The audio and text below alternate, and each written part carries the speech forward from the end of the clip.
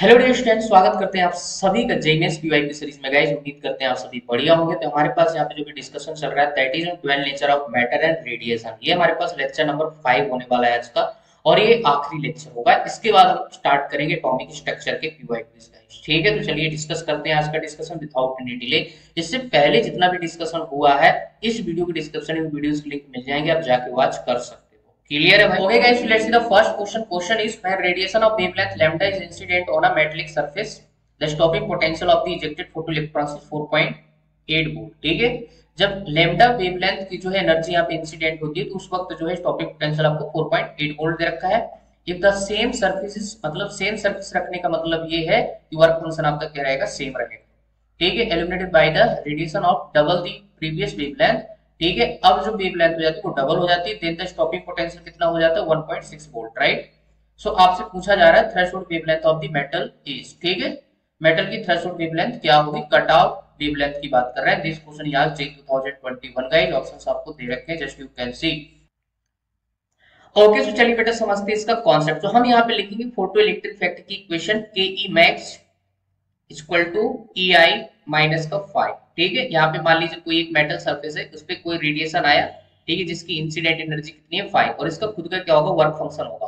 ठीक है, सो हमारे पास जो ई आई होता है बेटा क्या होगा, कुछ energy kinetic energy of electron में जाएगी प्लस 5। सो हमारे पास के ई मैक्स जो आएगा दैट इज ई माइनस 5, ऐसे यहाँ से निकल के आता है।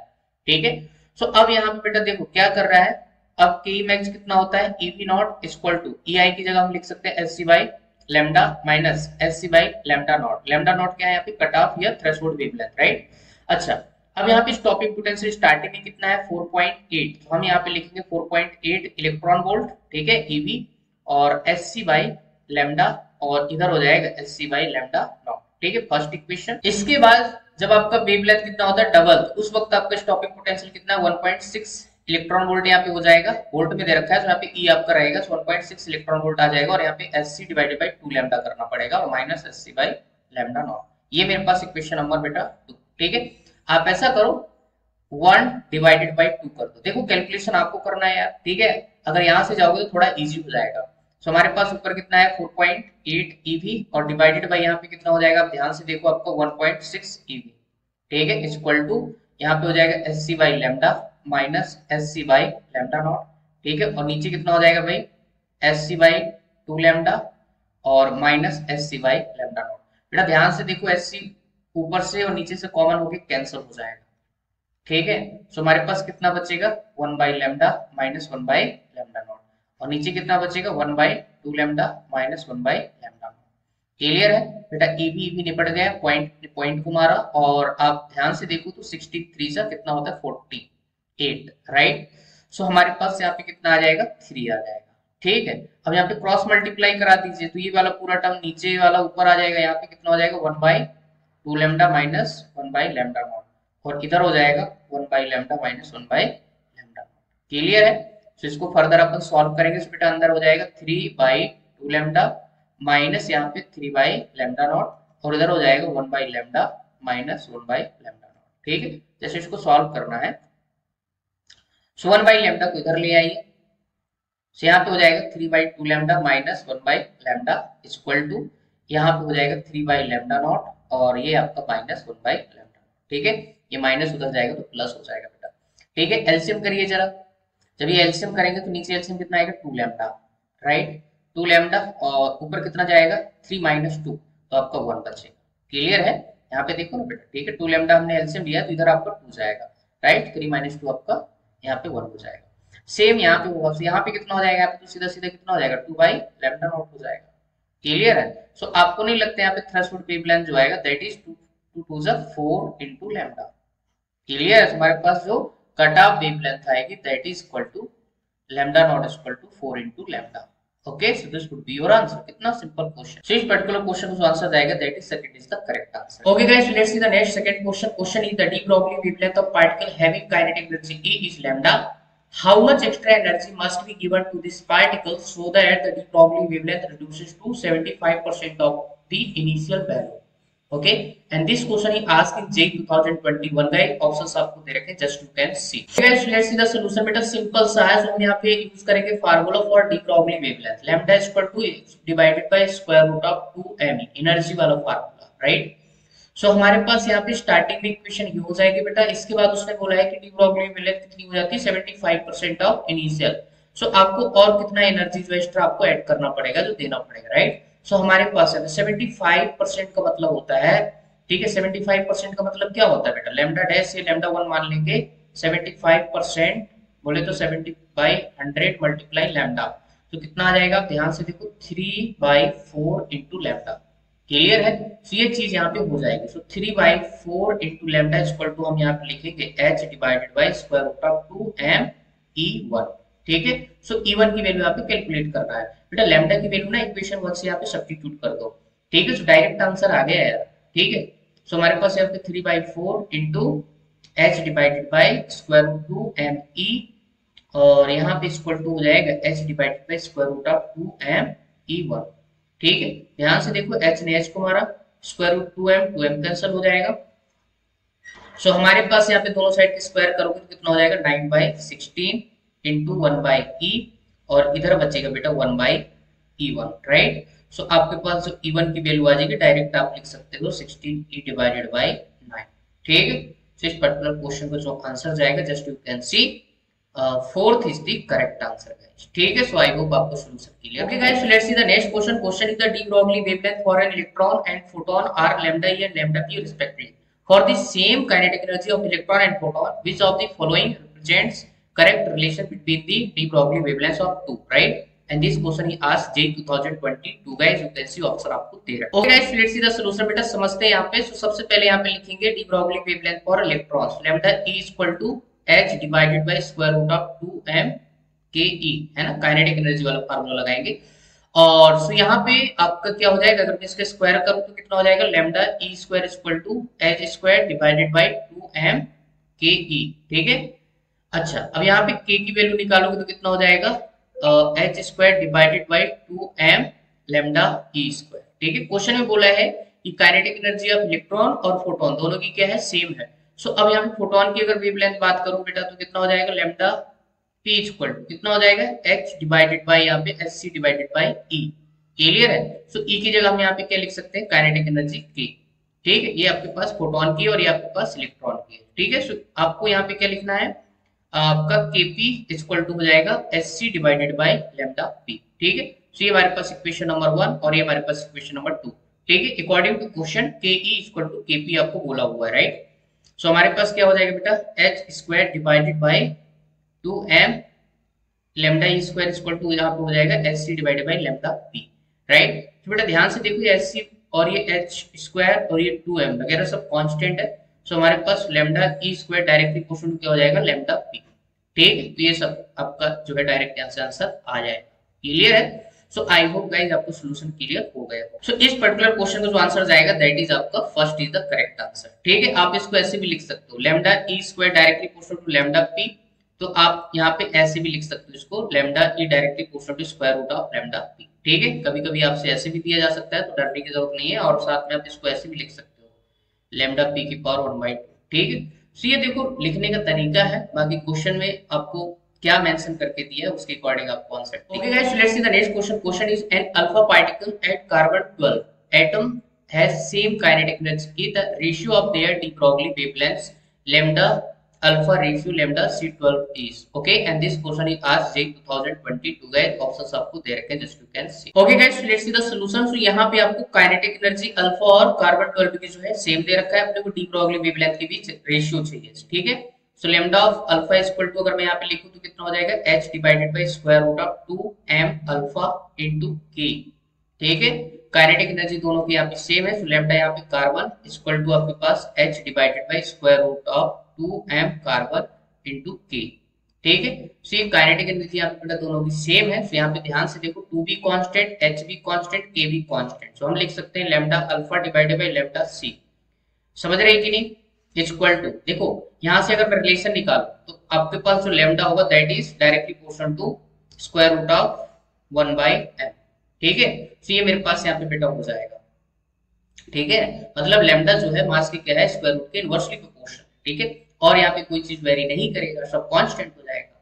ठीक है, सो हम क्या लिख सकते हैं, 1 divided by square root of M alpha, और ऊपर आपका क्या चला जाएगा, square root of M C. ठीक है, सो इसको पूरा स्क्वायर रूट में लिखेंगे। सो मास ऑफ कार्बन यहाँ पे 12 लिख दो, अल्फा कितना होता है 4। ठीक है, बात समझ आ रही है, यहाँ पे ऐसे लिख दो एमपी, और यहाँ पे 4 times of MP mass of proton. ठीक है, ये गया, तो आपका कितना हो जाएगा, स्क्वायर रूट ऑफ 3 आया समझ में, रूट 3/1। सो हमारे पास जो यहाँ पे lambda alpha divided by lambda आपका क्या, सी कार्बन का जो आएगा, that is √3/1 is the correct answer. ठीक है, सो आई होप आपको सॉल्यूशन क्लियर हो गया होगा। सो इस पर्टिकुलर क्वेश्चन का जो आंसर जाएगा, that is second is the correct answer. Okay guys, let's see the next fifth question guys. Question is an electron mass आपको m दे रखा है, with an initial velocity आपको बताया v vector equal to v naught I cap, v naught greater than 0 भी दे रखा है, is moving in an electric field आपको e vector equal to e naught I cap, where e naught is greater than 0, right? Where e naught is constant. If at t is equal to 0, the de Broglie wavelength is lambda naught is equal to h by m v naught.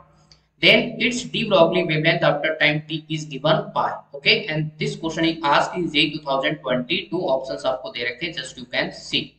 Okay, let's see the solutions. तो starting में आपको lambda naught यहाँ पे mention करके दे रखा है h divided by mv not. Clear है, हमें किसी टाइम t पे जो है आपको यहाँ पे डी ब्रॉगली वेवलेंथ बताना है। सो हमारे पास जो लैम्डा t होगी, that is equal to h divided by mv t। ठीक है, किसी टाइम t पे आपको क्या निकालनी बेटा, रफ्तार निकालनी, स्पीड निकालनी। ठीक है, तो हम यहाँ पे लगाएंगे न्यूटन की कौन सी इक्वेशन, फर्स्ट इक्वेशन। ठीक है, सो अब बेटा यहाँ पे एक बात और समझना है, ऐसे क्वेश्चन हमने पिछले वीडियोस में भी डिस्कस किए हैं। ठीक है, बट वहां पे थोड़ा सा अलग जो इलेक्ट्रिक फील्ड और वेलोसिटी वगैरह जो मेंशन करके दिया था, मैं बोल रहा हूँ ना यार, कॉन्सेप्ट तुम पकड़ लोगे तो आपको क्वेश्चन बेटा हलवा हो जाना है। ठीक है, तो यहाँ पे हमारे पास न्यूटन की जो फर्स्ट इक्वेशन, वेक्टर सम करना पड़ेगा, v vector equal to u vector plus e vector into t। ठीक है, वेक्टर वाला जो है फार्मूला हम यहाँ पे लगाएंगे भाई। ठीक है, अब यहाँ पे एक्सीलरेशन कैसे फाइंड करें। सो बेटा एक बात बताओ, इलेक्ट्रॉन जब किसी इलेक्ट्रिक फील्ड रीजन में मूव करता है, उस पे लगने वाला जो फोर्स होगा, कौन सा वाला, electrostatic force, that is given as F equal to Q into E vector. ठीक है, अब यहाँ पे इलेक्ट्रॉन है तो इलेक्ट्रॉन पे चार्ज E रख देना माइनस E, और यहाँ पे E वेक्टर रख देना बेटा। ठीक है, सो ये हमारे पास हो जाएगा, और इसको इक्वेट कर देना किससे, F इक्वल टू ma से। ठीक है, सो A इक्वल टू जस्ट मैं अगर ऐसे लिखूं बेटा मैग्नीट्यूड, तो कितना आ जाएगा, QE बाई m। ठीक है, बोले तो E small e divided by small e capital E divided by m। ठीक है, ये हमारे पास क्या हो जाएगा, यहां से हमारे पास जो वेलोसिटी वेक्टर हो जाएगा किसी टाइम t पे, दैट इज आपके पास यहाँ पे कितना आ जाएगा, v not I cap plus आपका यहाँ पे e capital e not I cap divided by m into t। ठीक है, अब यहाँ पे बेटा देखो वेलोसिटी वेक्टर और इलेक्ट्रिक फील्ड दोनों एक ही डायरेक्शन में, तो जस्ट आपका कितना हो जाएगा, v नॉट और small e capital e not divided by m into t, और बाहर क्या आ जाएगा आपके पास आई कैप। ठीक है, तो ये मेरे पास क्या हो जाएगा, वेलोसिटी वेक्टर हो जाएगा किसी टाइम t पे। ठीक है, इसका मैग्नीट्यूड लोगे तो जस्ट आपका i हट जाएगा, यहाँ पे आ जाएगा v not plus small e capital e not divide by m into t। ठीक है, सो हमारे पास लैम्डा t आ जाएगा, that is h divided by m vt। तो vt की वैल्यू कितनी पुट करोगे, v not plus e capital e not divided by m into t, right, ये हो जाएगा बेटा। ठीक है, हमारा जो आंसर आ रहा है वो लैम्डा नॉट के टर्म्स में आ रहा है, तो हम क्या करते हैं, h divided bye v not को कॉमन लोगे तो यहाँ पे कितना हो जाएगा, mv नॉट, अंदर कितना हो जाएगा, 1 plus small e capital e not divided by m v not into t। ठीक है बेटा, ध्यान से देखो, h by m v not आपको क्या दे रखा है, लैम्डा नॉट, तो हमारे पास कितना हो जाएगा, लैम्डा नॉट, और डिवाइडेड बाय यहाँ पे हो जाएगा 1 plus small e capital e not divided by m v not into t। ये हमारे पास किसी टाइम t पे क्या हो जाएगी, वेवलेंथ हो जाएगी बेटा। ठीक है, सो आई होप आपको सॉल्यूशन क्लियर हो गया होगा यार। सो देखते हैं कौन सा बेस्ट पॉसिबल आंसर जाएगा। Okay, so our answer is fourth is the correct answer. Okay, so our next question is the ratio of wavelength of proton and neutron accelerated by the potential Vp and Vd is 1 ratio square root 2 दे रखा है, then the ratio of Vp to Vd will be. ठीक है, मतलब potential का जो है आपको क्या निकालना है, रेशियो निकालना है proton to neutron. Okay, and this question is asked in J 2022, options आपको दे रखे हैं। Next let's see the solution बेटा, समझते हैं यहाँ पे इसके कांसेप्ट को। सो हमारे पास यहाँ पे डी ब्रॉगली वेवलेंथ कितना होता है, lambda equal to h divided by square root of 2m k into e। ठीक है, काइनेटिक एनर्जी, यहाँ पे काइनेटिक एनर्जी कितनी हो जाएगी बेटा, जब कोई charge particle electric field region में एक्सीलरेट करता है, ठीक है, तो उस पे जो काइनेटिक एनर्जी आएगी, जो वर्क डन आएगा, that is q delta v। ठीक है। सो हम ये वैल्यू यहाँ पे सब्स्टिट्यूट कर देंगे काइनेटिक एनर्जी की जगह। सो हम इसको Q इंटू वी भी रख सकते हैं, राइट। सो हमारे पास जो डी ब्रॉगली वेवलेंथ आ जाएगी in terms of charge and potential, that is h divided by square root of 2m into QV, ठीक है। बेटा ध्यान से देखो, अब यहाँ पे 2 और h क्या है आपके पास, कांस्टेंट। यहाँ पे दो पार्टिकल दे रखे, एक प्रोटॉन और आपका एक न्यूट्रॉन, ठीक है। मैंने पुराने लेक्चर में बताया है बेटा, बहुत इंपॉर्टेंट है। मैंने 4 पार्टिकल आपको बताया, आए दिन यहाँ से क्वेश्चन पूछते रहते, रेशियो कभी कुछ पूछेगा कभी कुछ पूछेगा, ठीक है। सो मास और चार्ज के बारे में इनके आपको रिलेशन अच्छे खासे याद होना चाहिए बेटा, ठीक है। सो हमारे पास यहाँ पे जो लैम्डा है, देखो क्या हो जाएगा, किस पर डिपेंड करेगा, देखो यहाँ पे अपने को v का रेशियो चाहिए, ठीक है, पोटेंशियल का। तो 2 और h आपके कांस्टेंट, तो मैं डायरेक्ट लिख सकता हूँ lambda is directly proportional to square root of m q v, ठीक है। क्योंकि दो पार्टिकल हैं, दोनों के चार्ज और मास क्या होंगे, अलग अलग होंगे, ठीक है। सो बेटा हम इसको लिख सकते हैं लैम्डा, पहला पार्टिकल आपको प्रोटॉन है, दूसरा आपको दे रखा है neutron. So lambda p divided by lambda d equal to, देखो इनवर्सली प्रोपोर्शनल है ना, मास चार्ज और वोल्टेज जो भी है, पोटेंशियल आपको दे रखा है। ऊपर पूरा किसका जाएगा मामला, क्योंकि यहाँ पे इनवर्सली प्रोपोर्शनल है, मास चार्ज और v। सो यहाँ पे mass of neutron, charge of neutron और पोटेंशियल ऑफ न्यूट्रॉन, ठीक है, डिवाइडेड बाय यहाँ पे किसका आ जाएगा, mass of proton, charge on proton and potential of neutron, sorry proton, right, ये हो जाएगा। अब यहाँ पे देखो मास ऑफ न्यूट्रॉन जो होगा that is 2 times of mass of proton होगा, ठीक है। आपको हाइड्रोजन के 3 आइसोटोप मालूम होंगे बेटा, 1h1 1h2 और ये आपके पास 1h3, ठीक है। तो ये बीच वाला जो होता है हमारे पास न्यूट्रॉन, इसकी बात कर रहा है। तो यहाँ पे मास क्या हो जाएगा, प्रोटॉन का जस्ट डबल है, चार्ज आपका वही, ठीक है। यहाँ पे जो चार्ज है वही चार्ज यहाँ पे, ठीक है। तो चार्ज सेम रहेगा तो ये कैंसिल हो जाएगा, ठीक है। न्यूट्रॉन की जगह यहाँ पे 2 टाइम्स ऑफ क्या कर देना है, मास ऑफ प्रोटॉन कर देना है, ठीक है। सो आपका ऊपर क्या बचेगा, ध्यान से देखिए, यहाँ पे आपका हो जाएगा lambda p divided by lambda d equal to square root of कितना हो जाएगा 2, देखो मास ऑफ प्रोटॉन ऊपर नीचे कैंसिल हो जाएगा, जस्ट आपके यहाँ पे बचेगा vd डिवाइडेड बाय आपका vp, क्लियर है। यहाँ पे lambda p divided by lambda d आपको दे रखा है कितना, 1 बाय रूट 2, ठीक है। सो हो जाएगा आपके पास यहाँ पे कितना, square root of 2 vd divided by vp, ठीक है। दोनों साइड के स्क्वायर करेंगे। अब यहाँ पे दोनों साइड के स्क्वायर करेंगे, तो यहाँ पे बन जाएगा 1/2 और यहाँ पे बन जाएगा 2 vd और डिवाइडेड बाय आपके पास यहाँ पे vp, ठीक है। सो यहाँ पे क्या पूछा है, vp डिवाइडेड बाय vd, ठीक है। इसको इधर ले जाओ, इसको नीचे ले जाओ, यहाँ पे क्या हो जाएगा 4:1, ठीक है। सो ये हमारे पास क्या हो जाएगा बेटा, पोटेंशियल का जो है रेशियो आ जाएगा for proton to, okay guys. इस पर्टिकुलर क्वेश्चन को जो आंसर जाएगा that is 4th is the correct answer. So I hope आपको सॉल्यूशन क्लियर हो गया होगा, ठीक है। ऐसे क्वेश्चन के लिए बेटा ये आपको मास और चार्ज का जो है रिलेशन मालूम होगा, तभी जो है इस क्वेश्चन आप कर पाओगे, otherwise. Okay guys, let's see the next 7th question. Question is the kinetic energy of emitted electrons E when the light incident on the metal has wavelength lambda. To double the kinetic energy the incident light must have the wavelength, okay, and this question is asked in JEE 2022 guys। photoelectric effect से जो है question पूछा गया है, options आपको दे रखे हैं just, okay guys. Let's see the solution बेटा। तो हम यहाँ पे लिखेंगे के ई मैक्स जो भी होगा kinetic energy equal to E I minus का 5, ठीक है। सो अब यहाँ पे स्टार्टिंग में क्या बोला है, आपके पास काइनेटिक एनर्जी ई दे रखा है, जब आपके पास वेवलेंथ कितनी इंसिडेंट हो रही है, एस सी बाई लैम्डा और यहाँ पे माइनस का 5, क्वेश्चन नंबर 1, ठीक है। अब काइनेटिक एनर्जी आपने डबल कर दी 2e। सो हमारे पास यहाँ पे वेवलेंथ कितनी होनी चाहिए ये आपसे पूछा जा रहा है, तो इसको अपन लैम्डा डैश बोल देंगे, माइनस का 5, क्वेश्चन नंबर 2, ठीक है। So our task to find the value of lambda dash. कैसे निकाले बेटा, देखो इक्वेशन 1 से ना आप 5 की वैल्यू यहाँ से निकाल सकते हो, ठीक है। तो 5 इक्वल टू कितना हो जाएगा, ध्यान से देखो, आपका s C by lambda minus क्या हो जाएगा ई, ठीक है।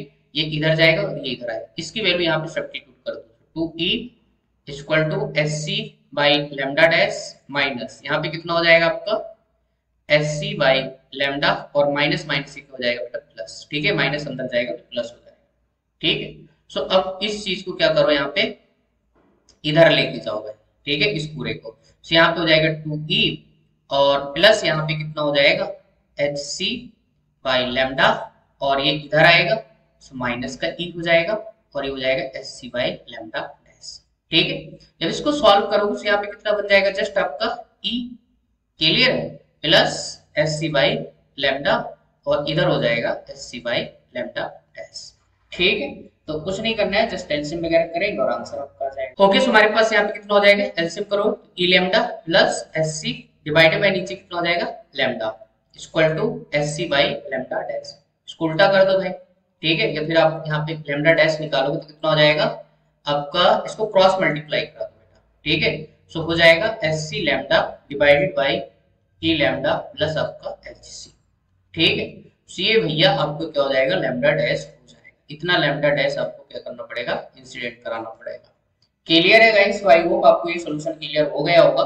तो देखते हैं इसका जो बेस्ट पॉसिबल आंसर जाएगा, that is second is the correct answer है गाइस, ठीक है। ये था ओवरऑल आज का डिस्कशन, आई होप आपको सारे क्वेश्चन के सॉल्यूशन अच्छे से समझ आए होंगे, ठीक है। सो हमारे पास लेक्चर नंबर 5 था आज के सेशन का, और ये आखिरी लेक्चर था dual nature of matter radiation का। इसके बाद हम स्टार्ट करेंगे, लेके आएंगे आपके सामने दैट इज एटॉमिक स्ट्रक्चर के सारे पीवाईक्यू बेटा सॉल्व करेंगे, ठीक है गाइस। तो चलिए फिर मिलते हैं आपको नेक्स्ट वीडियो में, तब तक के लिए thank you, good luck to all. Video अच्छा लगे तो लाइक करना, चैनल को सब्सक्राइब जरूर कर देना बेटा, ठीक है। और कोई डाउट है कोई क्वेरी है तो मुझे कमेंट सेक्शन में जरूर बताना। Okay, thank you for watching this video.